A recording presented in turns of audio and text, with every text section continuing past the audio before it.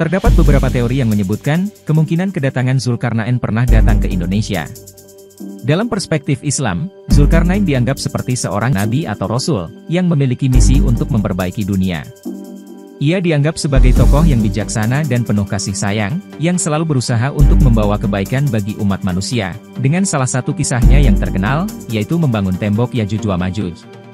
Beberapa versi cerita menyebutkan, bahwa Zulkarnain pernah mengunjungi wilayah Nusantara, dan meninggalkan peninggalan seperti candi-candi yang dipercaya sebagai bekas istananya.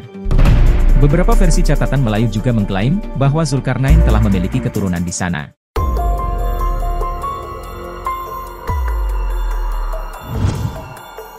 Satu teori yang populer, adalah teori yang berasal dari legenda Ratu Boko di Jawa Tengah.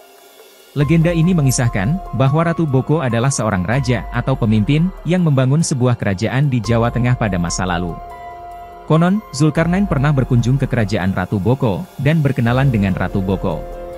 Zulkarnain, dikatakan memiliki kemampuan untuk membangun bangunan yang megah dan indah, termasuk Candi Prambanan dan Kerajaan Ratu Boko. Ia juga dikatakan, memiliki kemampuan untuk memanfaatkan sumber daya alam, dan mengembangkan ekonomi di wilayah-wilayah yang dikunjunginya. Teori lain, mengaitkan Zulkarnain dengan Kerajaan Sunda di Jawa Barat. Menurut teori ini, Zulkarnain dikatakan telah membantu membangun benteng Palintangan di daerah Bogor, yang kemudian menjadi cikal bakal Kerajaan Sunda. Benteng ini, dibangun untuk melindungi dan menjaga keamanan wilayah tersebut, dari serangan musuh dan bencana alam. Beberapa teks sejarah dan literatur Islam yang ditemukan di Indonesia, mengandung referensi atau kisah tentang Zulkarnain. Hal ini menunjukkan, bahwa kisah Zulkarnain telah dikenal di wilayah Indonesia sejak lama, dan mungkin memiliki keterkaitan dengan sejarah atau legenda lokal.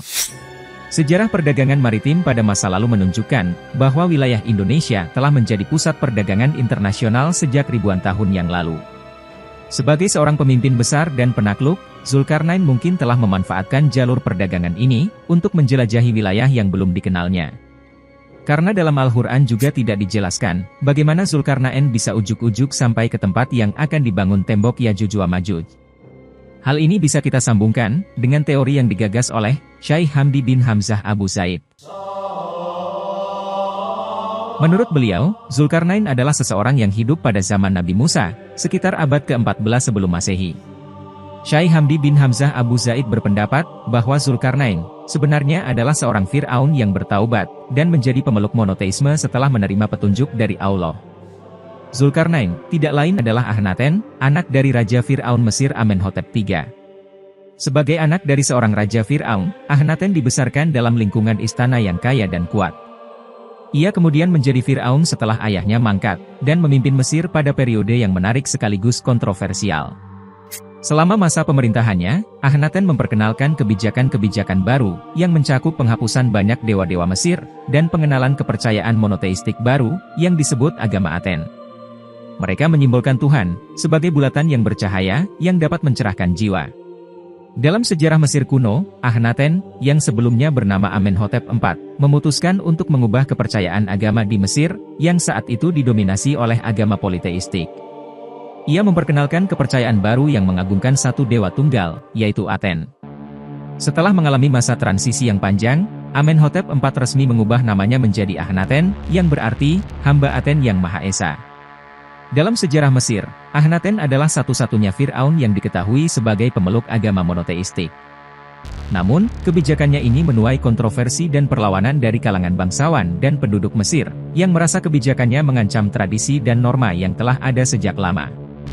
Meskipun begitu, keberanian Akhenaten dalam memperkenalkan kepercayaan baru ini, memberikan kontribusi penting dalam sejarah perkembangan agama, dan memperkaya pemahaman kita akan ragam budaya dan keyakinan di masa lampau. Namun, masa pemerintahannya terhitung sangat singkat. Setelah kematian ayahnya, Akhenaten memindahkan ibu kota Mesir ke Tel Amarna, sebuah kota yang terbebas dari penyembahan banyak dewa Mesir kuno, dan hanya menyembah satu Tuhan tunggal Aten. Akhenaten tidak lama bermukim di Tel Amarna, dan memulai perjalanan mengelilingi dunia bersama pasukannya yang setia. Perjalanan ini, diyakini menjadi awal dari kisah legendaris Zulkarnain, yang menurut sebagian orang adalah sosok yang sama dengan Akhenaten.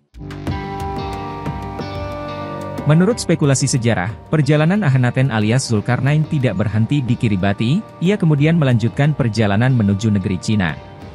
Di sana, ia diyakini telah membangun sebuah tembok pembatas antara peradaban Cina kuno dan wilayah yang dianggap tidak berperadaban, yaitu Yajuj wa Majuj. Tembok Zulkarnain ini kemudian dikenal sebagai tembok besar, yang pembangunannya dilanjutkan oleh dinasti-dinasti berikutnya di Cina kuno. Para pewaris Zulkarnain memulai dinasti Chou, yang memerintah peradaban Cina kuno selama 8 abad. Dinasti ini diyakini telah membawa pengaruh besar dalam sejarah Cina dan Asia Timur. Dinasti Chou mengalami masa kejayaan pada abad ke-6 sebelum Masehi. Selama masa pemerintahannya, dinasti Chou berhasil membangun sistem administrasi yang efektif dan meningkatkan kemakmuran ekonomi serta budaya. Dinasti Chou juga dikenal karena kebijakan yang menghargai keberagaman budaya dan pengembangan sains dan teknologi. Beberapa tokoh terkenal, seperti Kongqiu atau Confucius dan Lao Tzu, diakini hidup pada masa dinasti Chou dan memberikan kontribusi penting dalam perkembangan filosofi dan agama di Cina. Lalu, apa hubungannya Zulkarnain yang membangun tembok di Cina dengan Indonesia? Sekarang, mari kita beralih ke Indonesia kuno dulu. Menurut sejumlah sejarawan, Indonesia pada masa sebelum awal Masehi, umumnya dianggap sebagai masyarakat yang menganut animisme. Namun, kemudian terjadi perubahan, ketika Maharesi Agastya dari India datang ke Indonesia, dan memperkenalkan agama baru.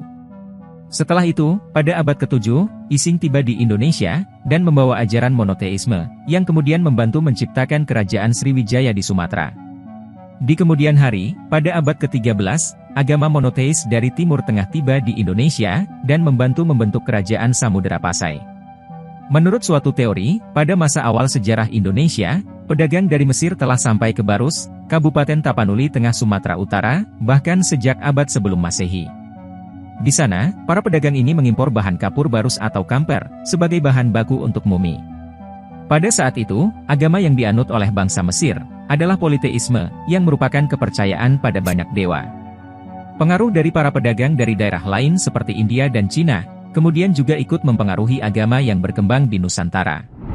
Kemudian, dengan munculnya Nabi Musa, ajaran monoteis mulai menyebar, yang kemudian mengakibatkan kematian Fir'aun yang terkenal di Mesir di gulung ombak.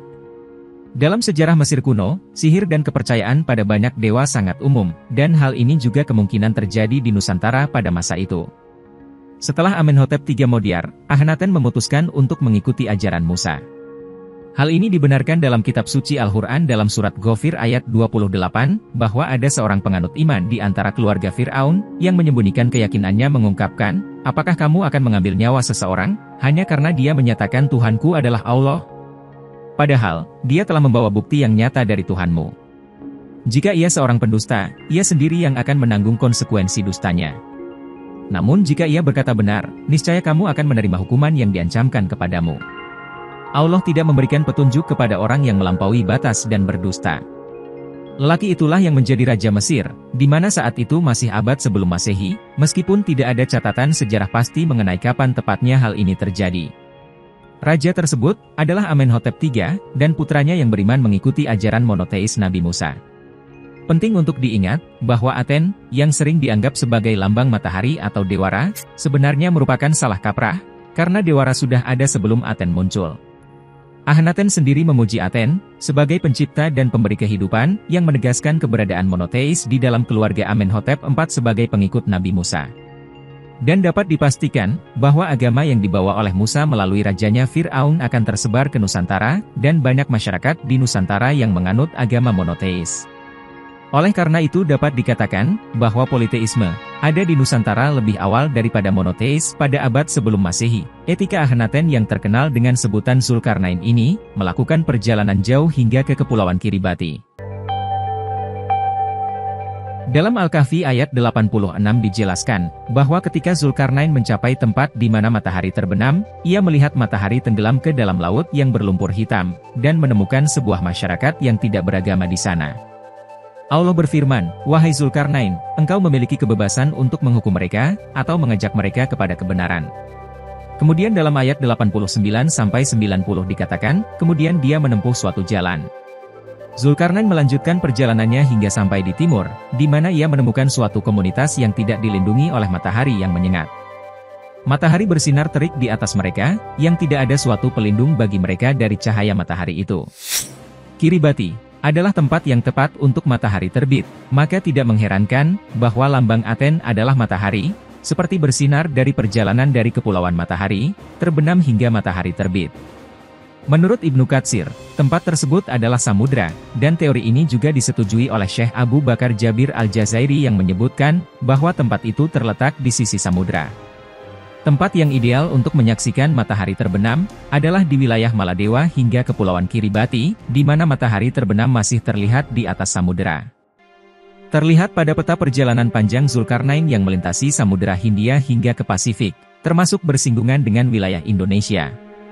Karena jalur ini banyak dilalui oleh pedagang Mesir, maka Zulkarnain kemungkinan melewati jalur yang sama seperti orang-orang Mesir kuno pada umumnya.